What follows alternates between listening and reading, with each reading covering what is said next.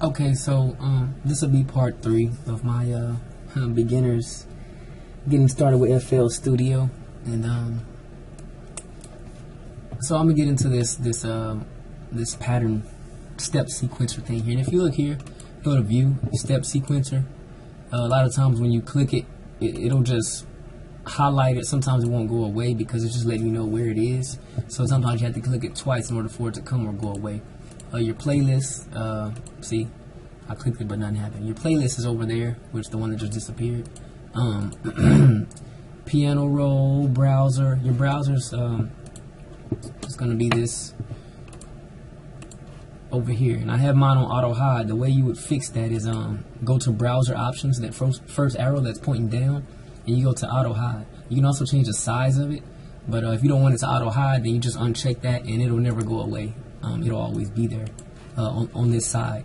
But like I say, you have mixer, which is there at the bottom, and you have your shortcuts as well: F9, F8, F7, F5. I'm sorry. And I mean, it's something you have to kind of play around with, or like I say, watch the videos and read up on the help menu. But let's get into this. I'm gonna tell you the main thing that I do. And when you exit out of these things, don't think that they're gone. They're still down here. When you click an X out of it, it just simply like minimizes it. So it's not like it's removed from the program. The way you would have to remove something is to go left click with your mouse and go to replace and go to none or pick some other thing. Like I say, it's there. So let's get into this. Another thing, you see how short this pattern is. The way FL Studio sets it up is they make it where it's very simple to start off with, and then you get into your advanced stages, which is how any program should set it up. But like I say, when I first got this program, I thought that it was no good. But that's why I'm here to show you all that it's a very good program. So your play button is here, your pattern mode is here, your song mode is here. This is something that's very important, because once you create a pattern, what you're gonna have to do is you're gonna have to put it over here into this playlist, and then once it's not gonna play it's still gonna play what's in the pattern, which is here if you have it in pattern mode. Now you see I'm in the kick pattern. If I go to clap, I'm in the clap pattern. So whatever pattern I'm on, if I go to kick, it's only going to play that pattern. So one thing that I'm going to do is I'm going to set up everything in pattern 1, which we renamed kick pattern, but in your program may be called pattern 1 because you haven't renamed it. So, you know, renaming all this stuff and doing all these colors is simply just an advanced step. You don't have to do that, you know, off the top, off the bat. You know, you just simply but anyways, I just wanted to show y'all this very important step here, going from pattern mode to song mode. Now it's playing over here, if you can see the scroll bar, and this is how you will actually do your songs. But if we go back to pattern mode, then it only plays what's in this pattern here. See there? Go to song mode, it plays the kicks that are there, or whatever you would have in the song mode. Okay, so that's something very important. Here's your tempo. Here's your metronome to keep you on beat, which is something that I always use. If you right click that, then you can use a hat as the metronome. You can use a beat as the metronome. You can use the tick like it comes standard. Default is on the tick. So let's get into it.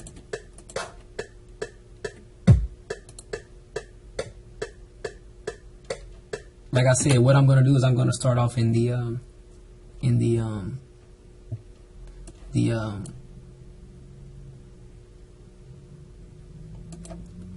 I'm just going to start all my sounds off in one pattern. So actually, before I get into that, I'm going to go into the next video because, well, no, that's okay. Okay, look. Oh yeah, one thing I want to show you. You can do it here, But if you do it here, like let's say you want to make this longer, it's default on, I believe it's 4. Yeah, it's 4, but it just shows zeros, but it's the same length as 4. So if you want to go 8, you want to make this pattern longer, then that's 8 bars. What do they call it? If you look here, that's 1. You have gray, red, gray, red, gray, red. It's 1, 2, 3, 4, 5, 6, 7, 8. I guess this is what they call bars, but or beats for this pattern. They call them beats. You can go to 12. You can go to 16. And then I don't think it goes any longer than 16, but I don't know. I know you can adjust it over 16, but I don't see it getting any longer. So I don't know if it actually goes that long or not. But normally somebody would start off at like 6. Normally, I mean, not start off, but I like to make my patterns as long as possible. That way you don't have a lot of sounds repeating one another, but you have to start small and work your way up. So if you go to same thing with this, I'm about to show you something else. If you go to options and you go to project general settings, if you see right here, there's a number 4 for the bar and there's a 4 for the beat. I don't know what this is. Pulse is ticks per quarter, it says up here. It gives you a hint. But if you move this, let's say you move it to 16, you see how that in the background the pattern got longer.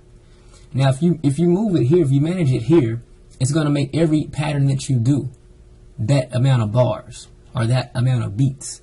Normally I move this one, I normally don't move that one, but it doesn't matter. You be creative, you do it how you want to. But this is default on 4. And like I say, like let's say you make this one the kick 16 beats or bars, whatever. And then you go to your clap. You notice that your clap is smaller. Okay, so we go back to kick and then we put this back on 0. Like I say, if you go to audio, I'm sorry. If you go to project general settings and you go here and move this to whatever number, 12 or 16, then you see it still shows 0, but it just means default or whatever the main program is showing you. Now when I go to my clap, it's the same length. Now when I go to my hat, it's the same length. And you're going to understand once we start putting things over here in the playlist why that's so important. So like I say, you don't have to have your pattern that long, but you can also go here, even if you go to any one of these tabs between system and projects, you can click on general settings, but then you can just click on the tab to get back to it. At the bottom down here is your project, and you can get back to the same page we're on. And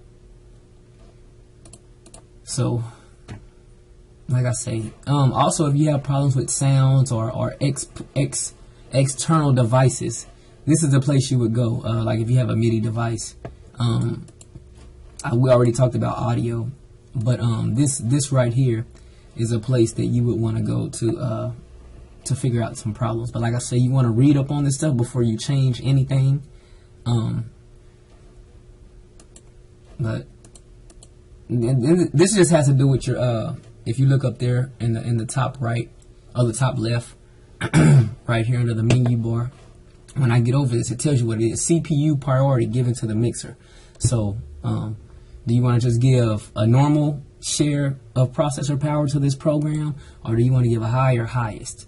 And I mean, like I said, you can read up on all this stuff. I'm going to get into my next video.